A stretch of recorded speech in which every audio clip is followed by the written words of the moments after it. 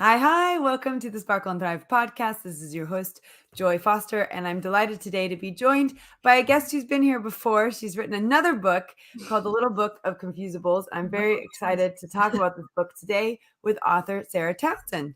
Sarah, welcome back to the podcast and congratulations on another fantastic book.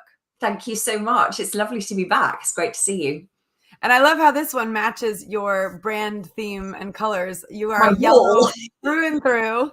Yes. And but this is when I got this book, I was like, every single social media manager, copywriter, anyone who does newsletters, communication, website, they need this book. I need this book because it's all the words that we make major mistakes on all the time. And I love the humor that you injected into this book. Tell us how this book came about and why it's so important for people to have. So I originally got the idea for writing the book in something like 2016. I started sharing my tips for commonly confused words, and it started with people using loose when they meant lose, or spelling stationery with an A when it should have been with an E, and all those things. There's a lot of people out there who choose to take the stance that standards of English are falling and it's disgraceful, and young people today and all this kind of thing. Whereas I actually take the opposite view. I think it's amusing, and I take it as an opportunity to teach people. And I find that because we all learn best when we're having fun and enjoying ourselves, that's why I've made the Little Book of Confusables a fun reference guide, because it actually means that the tips that I'm sharing are more likely to stay in people's minds and go, oh, okay, yeah, I created this mental picture to remember this thing. So yeah, I started sharing these tips on how to remember commonly confused words and calling them #Confusables back in about 2016. And I spoke to somebody at the time who was a self-published author through Amazon, went and met her for a cup of coffee. And she told me all this stuff that I needed to know. And I was like, whoa, no way. I'm parking this idea. And I guess the start of last year, 2022, I just thought it felt like now was the time. I had been keeping a list in the meantime of all the confusables that I'd shared and all the tips that I'd used to go with them. So it was a question of kind of pulling it into shape and making it. I think one of the things that I'm most proud of is it looks great. Yeah, it does look great. Like typographically gorgeous. So it's a lovely, fun and book. it feels nice too. It's got that really nice feel to it. And also, well, some of you guys don't know this because Sarah's done some private interviews for our membership. But one of the things that Sarah talked about when we talked about freelancing was, how even little things like the invoice and making the invoice look nice makes a difference. So yes, what I love about this is it's a beautiful book. And is it self-published? It's not, it didn't go through a publishing house. Yeah, no, I'm too much of a control freak, Joy. I couldn't ever get a publishing deal because then they want to have complete control over the cover design. I had about 30 cover designs to choose from. And I kind of tinkered with it. I was like, none of them are quite right. Can we take elements of this and elements of that and use this font here and whatever? And like down the side, originally it just said the Little Book of Confusables, and it was all kind of quite tiny text. I was like, why not just have my name teeny weeny? Like, nobody cares who wrote it. So have my name teeny weeny and have the book title there. So it really stands out on bookshelves. But as you can see, it's chunky and it's stinky, and you can even use it as a paperweight if you want to, because it stands up on its own. Kind of book you have. I have to say, it's the kind of book you have next to you all the time because you're writing an email and you're like, okay, is it Bear, BEAR, or is it BARE? And what I love, I mean, if I just go to that section, we'll just start there because that's one of the most common confusables.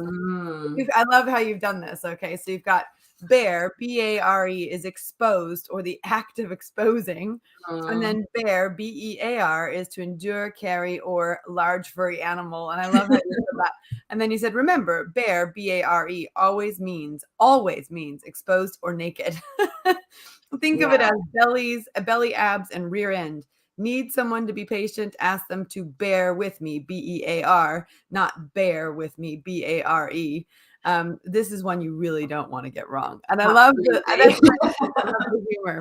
Okay, what are your who hasn't? That's the thing. Who hasn't questioned, is it BEAR or is it BARE in that context? And the thing is, this is the reason why I thought this book was so necessary, because it's not a book for people who struggle with language. It's a book for people who are good with language and who use language on a daily basis to communicate for their business. So whether that's through social media content or email campaigns or proposal documents or even invoices, we use language daily. So the reason it's tagged simple spelling and usage tips to help smart people avoid stupid mistakes, because everybody, I don't care how good you say you are with language, everybody has language blind spots.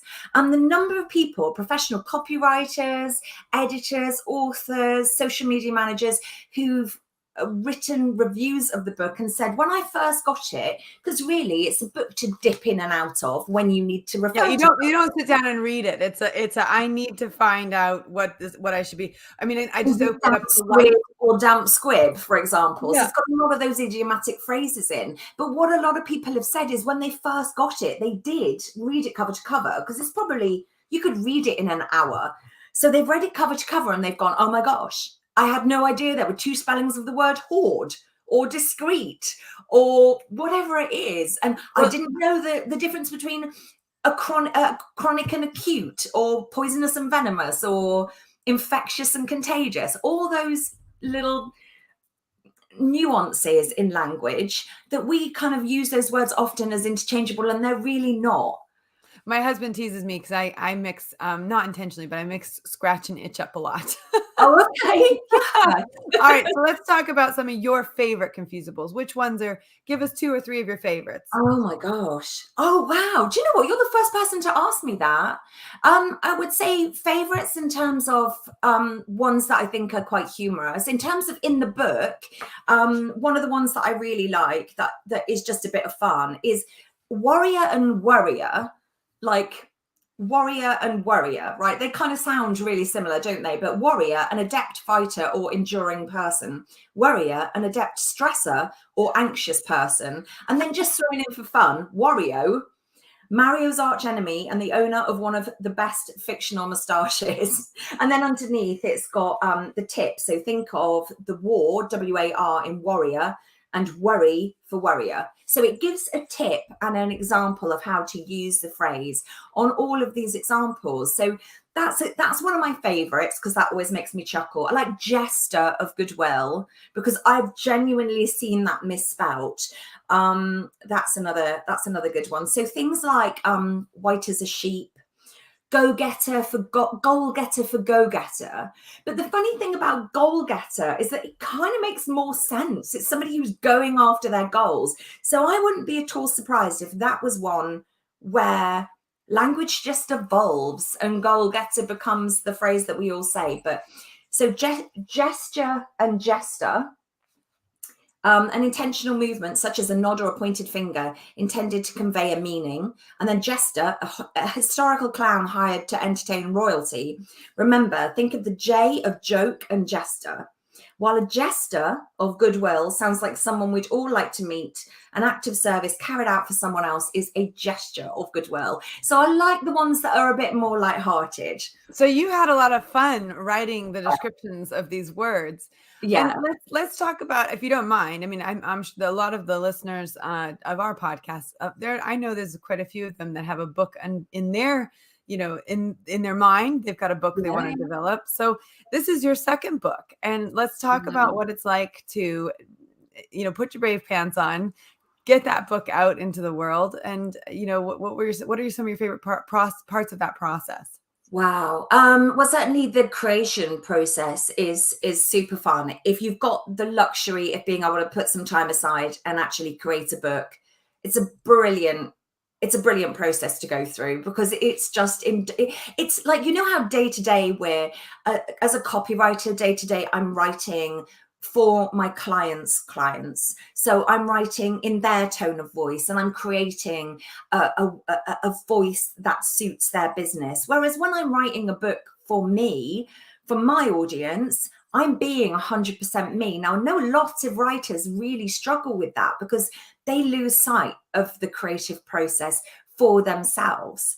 So what I think is so fascinating is when you actually start writing as you can just really let out your personality. And it's funny because when I read books that other people have written, non-fiction books, predominantly, you can tell when somebody is pretending to be the professional because it stands out like a sore thumb. And actually, when you read a book like Survival Skills for Freelancers, my first book, which is how I first came across Tech Pixies, because you guys were so incredibly supportive of that. Yeah, a lot of people like that book. Yeah, but I think, do you know what? It's sold in 28 countries.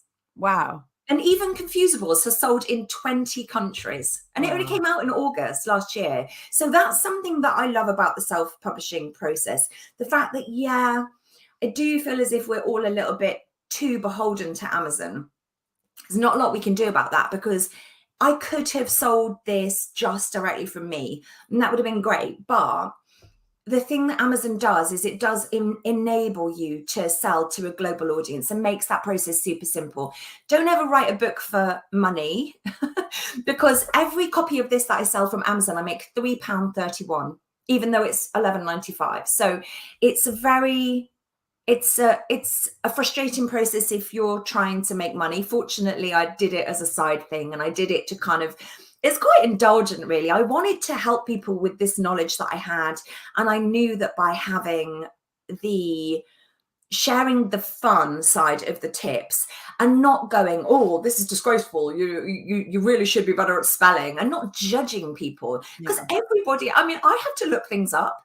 I literally take a copy of this when I'm working, usually at the lounge bar at my gym. That's my second office. So when I'm working there, I sneak a copy of this in my laptop case, and I'm always going, oh, what is it again? Yeah, let me just check this. Well, that's very comforting that the author of the Little Book of Confusables uses the Little Book of Confusables as she's writing and is a professional copywriter.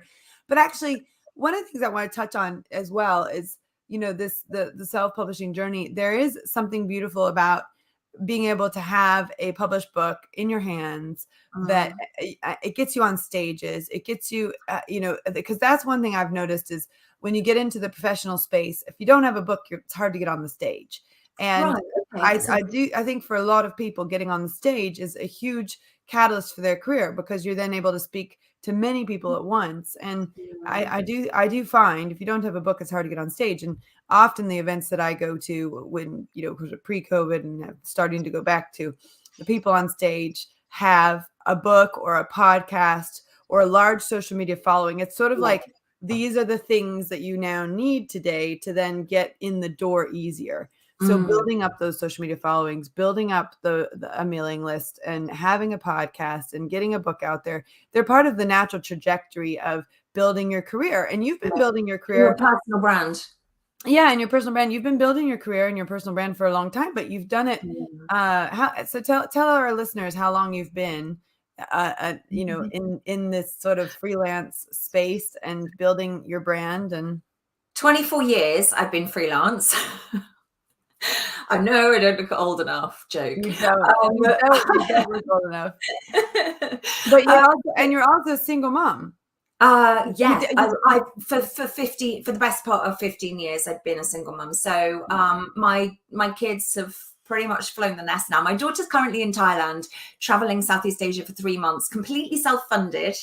I think that's a reflection of her mother, and I think that's so important. When it was so funny, my daughter and I were having a conversation in the car last night, and we were talking about revenue versus profits. And she said, well, you always said when we got to that level of revenue, we'd go to Hawaii. That was my thing. Like, oh my God.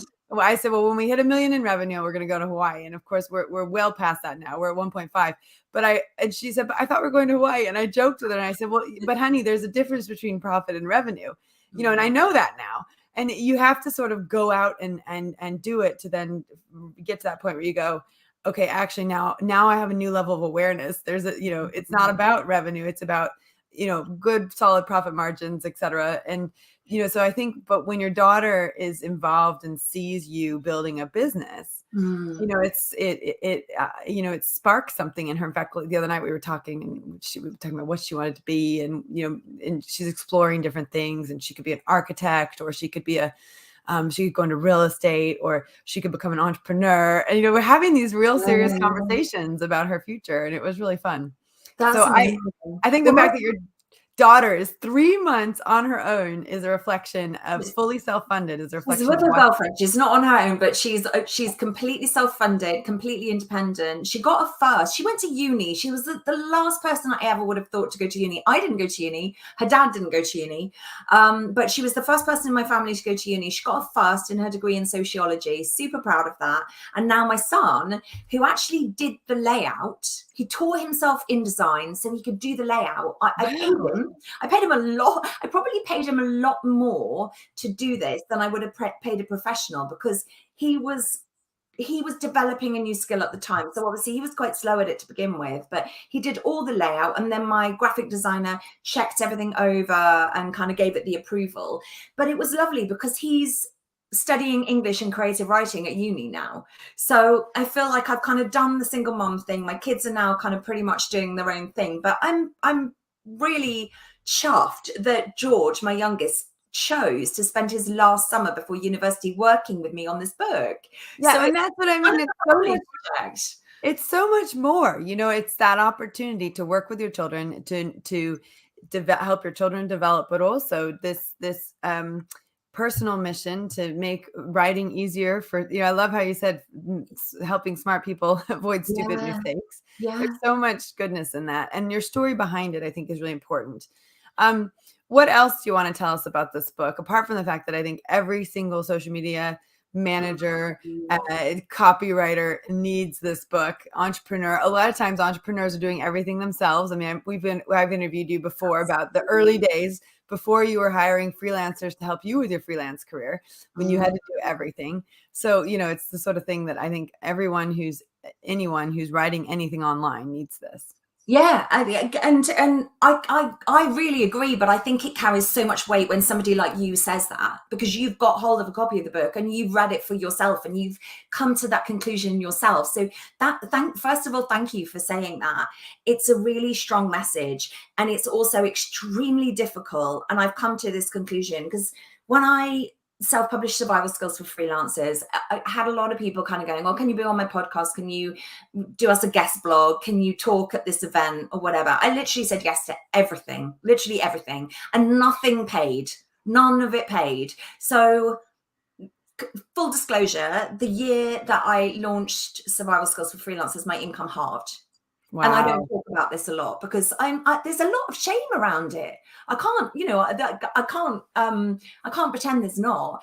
And because I feel like I messed up, but actually I don't think I did. I think what I was doing was I was going through this kind of settling phase, because when I launched Survival Skills for Freelancers, I'd never guested on a pod. I'd never done a live like this. I'd never done an Instagram live. I'd never done a webinar or training or stood on a stage. Now I've done all those things. So like you say, having a book or two books can be a key to kind of level up your business. But I didn't do it right. I genuinely feel like I really messed it up, because financially, my year was a failure.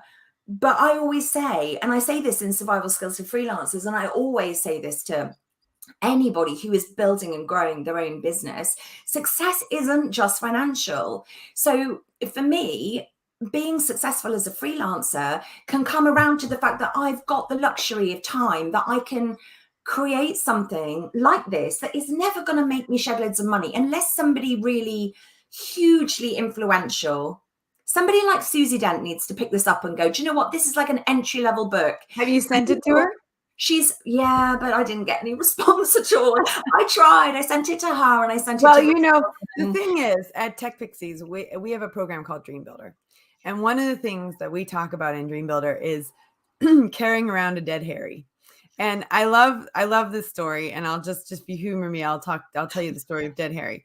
So there's four guys. This is obviously an older story, but there's four guys. They're walking around a golf course, and one of them drops dead of a heart attack. His name's Harry. and they decide that they're going to carry Harry all the way around the golf course. So they carry Harry every hole they go to, every hole. They end up at the halfway house, to have lunch with the other guys. And they're going, what is taking you guys so long? And they said, well, Harry died and we had to drag him along with us. And it's this concept that we have these old stories that we drag along with us, and we have to process these stories, and we have to come up with a new empowering way to look at them.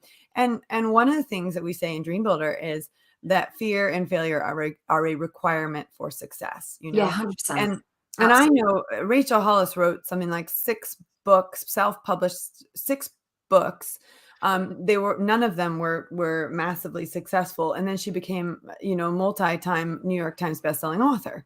Wow. So, it's the process that matters. It's the journey that matters. And in the book, The Alchemist, have you read The Alchemist? No, I actually haven't. It's Paul. Oh, you must read this book. I actually haven't read it. I know it's a classic.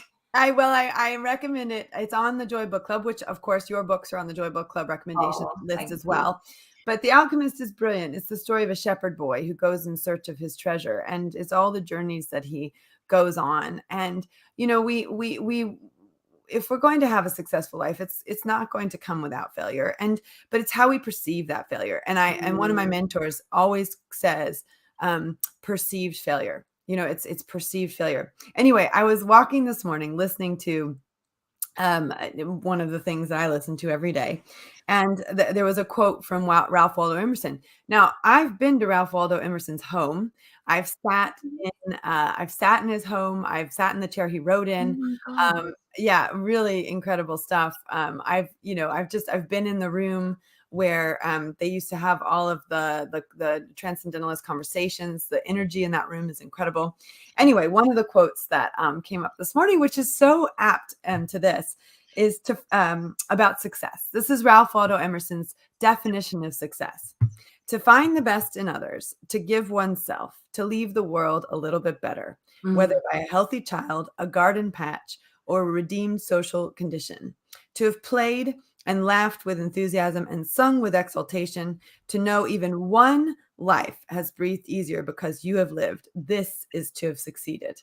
Oh, I love that. Isn't that gorgeous? Wow. But when my mentor was describing a redeemed social condition, what they're talking about is making someone's life better. Yeah. If you, by writing this book, give someone the gift of being a better copywriter, or by writing the other book, share the light, shed some light on what it's like to be a freelancer. And the reality is, income goes up and down, right? And obviously we're working to have higher highs and higher lows as we go and we evolve. But it's how we tell those stories, how we change those stories, and how we say, well, this led to this and that led to that. If you hadn't published that first book, you wouldn't have the courage to publish the second book. And look at the gift that gave, your son as well, and all of us need it. Yeah. And it's the beginning. The thing with survival skills for freelancers as well is that I know people, I don't know if you've come across a guy called Tom Garfield. He's quite prolific on social media, but he has been a freelancer, I think, for 2 years now. And he credits survival skills for freelancers. He talks very generously about this. He credits that book, my book, for giving him the confidence to go self-employed in the first place. So he'd been thinking about taking the leap for years and had mulled it over and, oh yeah, shall I, shan't I, and never been able to make the decision. And then he read the book and then he took the leap. And I just love that. I love the fact that it's changed people's lives for the better, and it's helped freelancers in 28 countries around the world. And then this book is helping people in 20 countries to write with clarity and to get, we all need to appear as professional as possible. And when I say that, I feel like there's this kind of old-fashioned concept of professional is, you don't use emojis in your social media posts and you use really formal language, whereas I am all about the human language. I do a lot of one-to-one copy coaching sessions and training sessions on human language. That for me is everything. And this book is like the handbook to refer to when you're writing your human language, because do I need to write principal or principle? Is it effect or effect? Is it advise or advice? Is it practice practice? And all these other things, like the ones that are put in there, off your own bat, for example. How many people write off your own back? Like, I quick do. show of hands, anybody who's listening, have you written Of Your Own Back before? Because it's bat. So there are all these things that actually, when you get hold of this book and you realize that you can find words that you've been writing wrong your whole life, it's kind of a revelation. Yeah. And again, I think it's so great that we know a bit of the backstory. I think it's great. It's so important. Everyone should have this book, but also you've got to know that there's a person behind this book, and and genuinely someone who is out there to make your life easier as a freelancer. And I think that's a beautiful thing. And I genuinely think we don't know always what one thing is going to lead to. And but we do know that when we take steps in the direction of our dream, things work out and they find a way, and we learn how to craft a book so that it generates an email list. We learn how to sell to that email list, so there's things that we can learn how to do, and everything is figure outable, which is, by the way, another great book that's out there. Everything is figure outable. So, Sarah, I want to thank you for giving this gift to the world. And, I think, you have no idea what's coming still in your career. And, it's so funny. I heard Jane Fonda once, and I'll never forget this. She was talking to somebody, probably Oprah or Ellen or someone, and they were asking her about her career. And this was, I don't know, it wasn't recently. It was pre-COVID, I think. Anyway, she said, I feel like I'm just getting started. And she just turned 80. And I think, for those of us in our 40s and 50s and 60s, I mean, that's like many, many decades yet to go, no matter where you are. So I do think these courageous, brave steps, even though we don't see necessarily an immediate return on them as we are crafting our future, they're bold, brave steps to move forward. And like you said, writing that first book, publishing that first book meant you learned how to go on stages, how to be on podcasts, how to do all that stuff. And you help people overcome their fear of becoming a freelancer. I've done 65 podcast interviews now in 2 years, which is pretty mad. That's amazing. Well, do you have any free gifts that people can grab from your website? Oh, free gifts. I tell you what's worth mentioning is that if anybody who's watching has Kindle Unlimited on their Amazon, they can download a free copy of Little Book of Confusables and Survival Skills for Freelancers. In terms of free gifts, what I probably would say is I don't really have a downloadable thing or anything like this, but if you want to listen to more, like get loads of free advice on freelance life and writing for business and human language and this kind of thing, go to the podcast. Just put Sarah Townsend editorial podcast and it'll come up with my podcast page, which has got every single pod I've appeared on, links. You can just click through, discover some great new stuff to start listening to. Today there are so many blogs with so much free advice on my website, so I may not have a downloadable thing specifically, but there's bags of goodness. Sarah, I'm going to leave you with one fabulous tip, okay? Because you've given us so many great tips. At Tech Pixies, I teach something called Social Media Crash Course. I also teach the Social Media Superhero Boot Camp. And one thing that we teach on both of those is the sales are in the mails. So I'm a huge adamant fan that every single woman who has a business needs something called a lead magnet. So I would love for you to develop a lead magnet and share that link with us so that we can get people onto your mailing list, so that they can continue to learn from you and get your podcasts and all that good stuff. So you know what? I had one, Joy, and I scrapped it. And there's a reason for that. And it's a very long story, which I won't go into today. We'll talk about that another time. Yeah, definitely. But I want to thank you for coming on the podcast. I want to thank you for sharing this book, for creating this book, for sharing your freelance story, encouraging those who want to become freelancers to take the plunge. And of course, when we ever need to know, if it's inspirational or inspiring, if it's fate or if it's fet, or if it's dog eat dog or doggy dog, we know where to go. The Little Book of Confusables. Thank you, Sarah Townsend. Thank you so much, Joy. Absolute pleasure.